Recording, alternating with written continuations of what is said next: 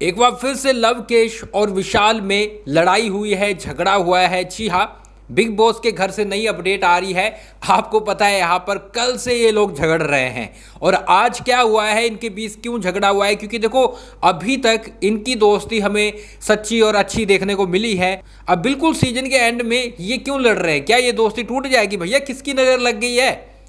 यहाँ पर चलिए मैं आपको बताता हूँ कि आखिर इनके बीच हुआ क्या है। देखो गाइज, बिग बॉस है वो झगड़े तो करवाएंगे, एक हफ्ता रह चुका है। अगले हफ्ते तो देखो इतने झगड़े होंगे नहीं, अगले हफ्ते तो शूटिंग की तैयारियां होनी है।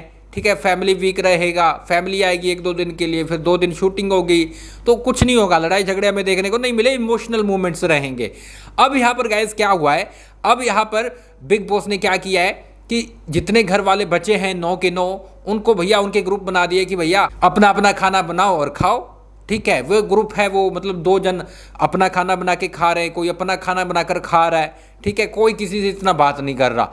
अब यहाँ पर इसी बात पर इनके बीच भैया खटपट हो रही है, क्योंकि देखो पहले सारा घर मिलकर खाना बनाता था। ठीक है, 2-3 जन की जो ड्यूटी लग जाती थी वो बना देते थे, तो बाकी है वो अलग अलग ड्यूटी कर लेते थे। लेकिन ऐसे में सभी अपना अपना अलग अलग काम कर रहे हैं, तो ये चीज़ है वो बड़ी ही लड़ाई की वजह बन रही है। अब क्या हुआ, विशाल बैठा था, कटारिया बैठा था, वहाँ पर रणवीर भी था, वहाँ पर अरमान मलिक भी था, तो मतलब साई केतन ये सभी थे। और इसी बीच इनके बीच में थोड़ी बहस होती है कि भैया खाना बनाने को लेकर।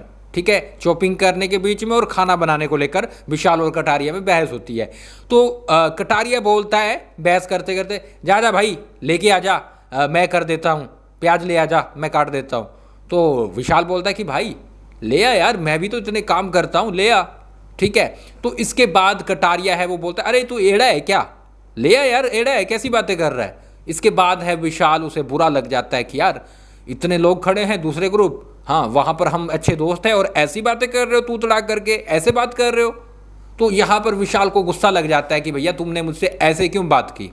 और विशाल ने बोला कि यार तू जब भी कोई काम करता है तू हमेशा काउंट करवाता है, और वो है गुस्सा होकर अलग चला गया। शिवानी बैठी थी, सना मकबूल बैठी थी, और इसके साथ साथ यहाँ पर कटारिया बैठे थे, ये तीनों बैठे थे, इनसे दूर चला गया, अलग जाकर बैठ गया।